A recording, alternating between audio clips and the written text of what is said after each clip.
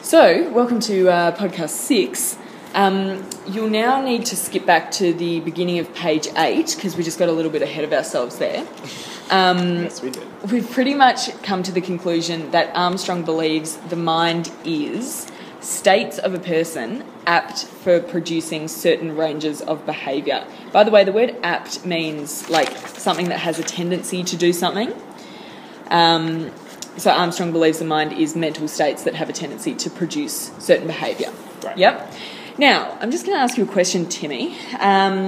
What would Descartes think about this? Would he agree with Armstrong that the mind equals mental states? He would totes agree, Lizzie.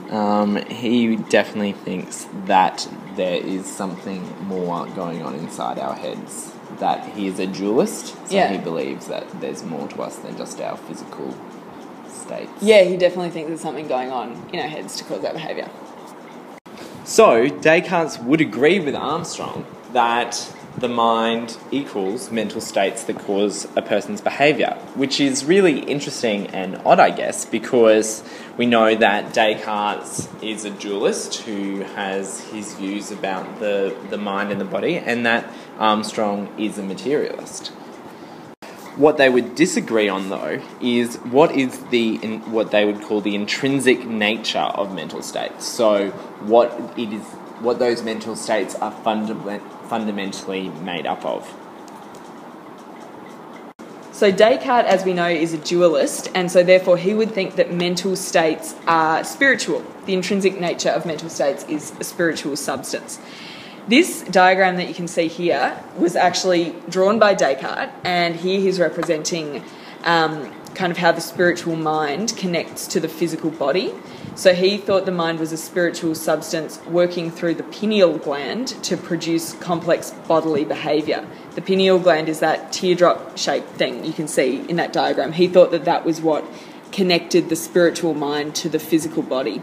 And in the diagram, the couple of things that he's drawing out are the person's weirdly vertical eyes there and their sight, and then that nice muscle in their arm and their bodily movements.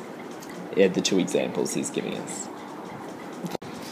So, but as we know, Armstrong is a materialist, so he believes in the physical. And if we go back to the very beginning of his text, we remember that he has a belief in scientism, and that we should go with what science tells us about these mental states, and that these mental states are essentially purely physical states of the central nervous system. And this is what this picture here is meant to represent. So, to summarise what you just said, Sure. Armstrong believes the mind is mental states, and he believes we should trust what science tells us about those mental states. Now, science tells us that mental states are just the brain, right? Yes. There's nothing spiritual working in the body. Well, and all our nerves. Yeah, the brain and, our spine and all the nerves. Yes. Yeah, the central nervous system. Going through the muscles to the fingertips, nerves like that. Yeah, absolutely. So he believes